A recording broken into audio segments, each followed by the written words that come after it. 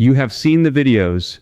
You have watched the viral clips of people taking a completely dead car battery, pouring in a pinch of Epsom salt and some distilled water, and watching it miraculously jump back to life. It looks like magic. It feels like a secret the mechanics are hiding from you. But does it actually work, or are you just wasting your time and risking a chemical burn? Today we are putting the myth to the test. We bought 3 different dead lead-acid batteries, followed the internet instructions to the letter, and tracked the data with professional-grade multimeters and load testers. The truth is much more complicated than a 5-minute DIY video suggests. To understand why people think this works, you have to understand what is actually inside that plastic box under your hood. A standard lead-acid battery is a masterpiece of Victorian-era engineering. Inside, you have lead plates submerged in an electrolyte solution. This solution is a mixture of sulfuric acid and water. When you use the battery, a chemical reaction occurs. The lead plates react with the sulfate in the electrolyte to create lead sulfate and water. When you charge the battery, you reverse that process. You drive the sulfate back into the solution and turn the lead plates back into lead.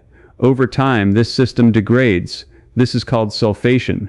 If you leave a battery sitting in a discharged state, those lead sulfate crystals harden. They turn from a soft, easily reversible substance into a hard, crystalline barrier. Once they harden, they act like an insulator. They stop the chemical reaction from happening. They block the flow of electrons. Your battery becomes a heavy, useless brick. Enter the Epsom-Salt hack. The internet claims that by adding magnesium sulfate, the chemical name for Epsom salt, to the battery, you can magically break down these sulfate crystals. The logic is that the magnesium sulfate somehow chemically reacts with the hardened lead sulfate, dissolves it, and restores the battery's capacity.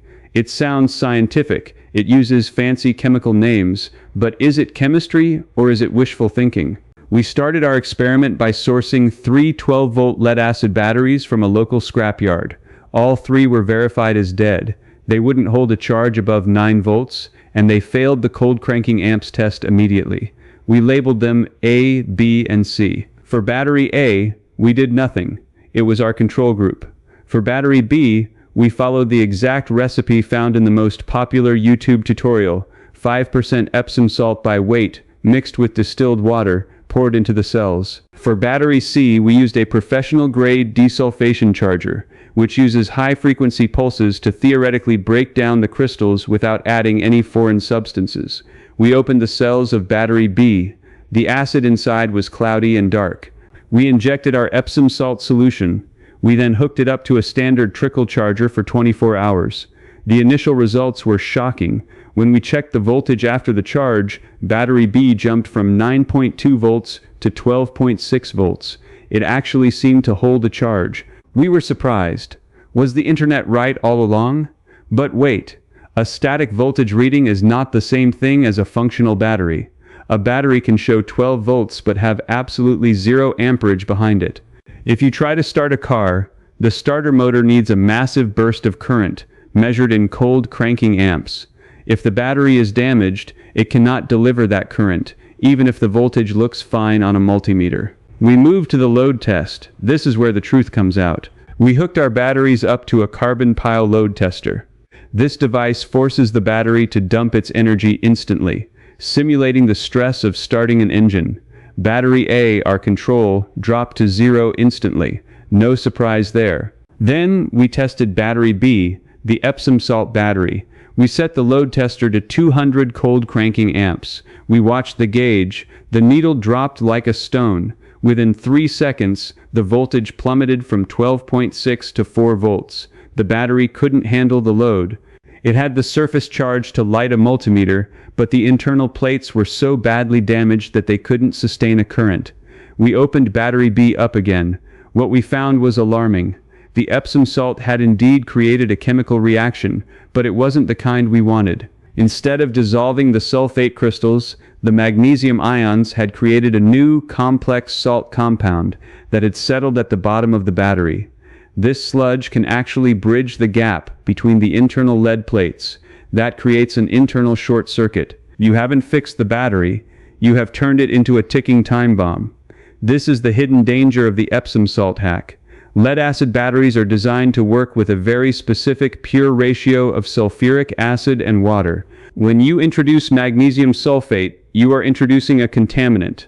The magnesium ions interfere with the lead dioxide plates. They accelerate corrosion. They ruin the battery's ability to cycle properly. Furthermore, you are dealing with concentrated sulfuric acid. When you open a battery, you are exposing yourself to potential splashes of highly corrosive liquid. When you mix chemicals inside that container, you can trigger outgassing. Batteries emit hydrogen gas when they charge. It is explosive. If you add foreign chemicals, you risk creating an unstable environment that could vent toxic fumes or even lead to a pressure rupture. Now let's look at battery C, the one we treated with the desulfation charger. This device uses a technique called pulse conditioning. It sends short, high-voltage pulses into the battery. The theory here is that these pulses vibrate the sulfate crystals at their resonant frequency, causing them to break apart and dissolve back into the electrolyte naturally. After 48 hours on the desulfation charger, battery C performed much better. It passed the 200 cold cranking amp test, holding steady at 10.5 volts under load. It wasn't like new, but it was functional. It could start a lawnmower or a small engine. This proved that while the battery was chemically degraded, it was possible to recover some capacity, just not by dumping salt into it. Why does the Epsom salt video look so convincing on camera?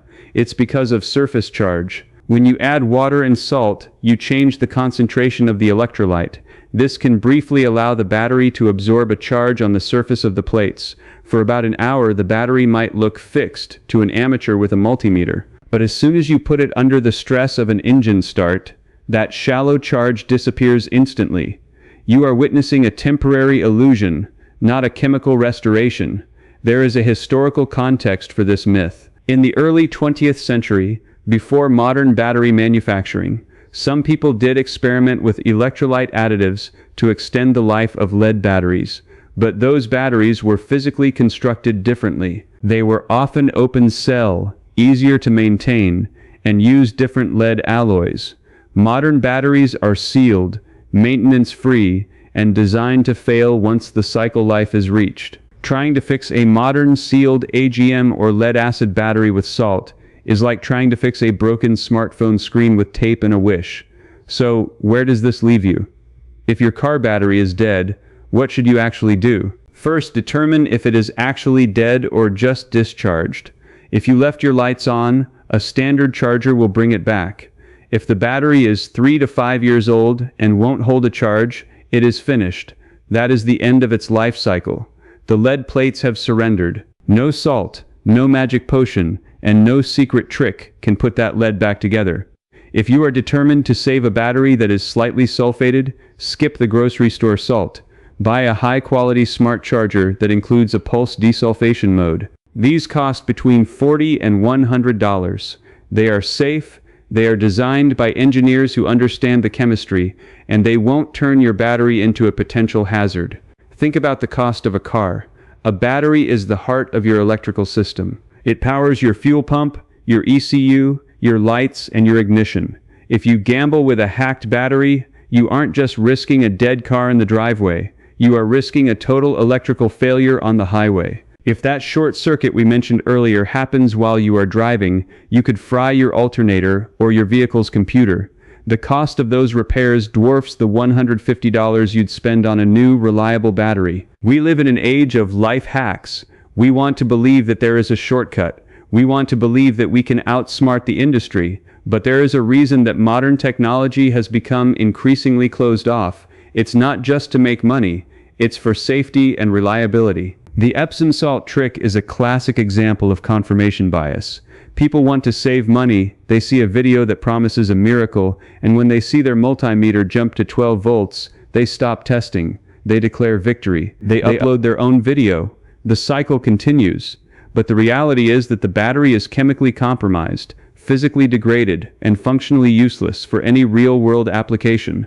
When you look at the raw data, the load tests, the voltage drops, and the chemical analysis, the myth falls apart. The battery isn't being repaired. It is being tricked into a temporary state of instability. Next time you see a video claiming that a kitchen ingredient will save you from buying a replacement part, ask yourself, if this were real, why wouldn't battery manufacturers include this secret in the box? Why would they let us pay hundreds of dollars for replacements if a $2 box of salt could solve the problem? The truth is, there is no magic bullet for chemistry. There is only the slow, inevitable process of entropy. Things wear out, they break. And sometimes, the most honest thing you can do is accept that a battery has served its time, recycle it properly at an auto parts store, and buy a new one. Do not let the promise of a cheap fix lead you into a dangerous shortcut. Trust the data, trust the science, and know that some things in life are exactly as simple and as expensive as they appear to be. The next time your car fails to start, don't look in your pantry for a fix. Look at the manufacturing date on your battery case. If it's been more than 4 years, you aren't looking at a chemistry problem. You are looking at a milestone. It's time for a replacement. Everything has a limit. Understanding that limit is what keeps you on the road and safe.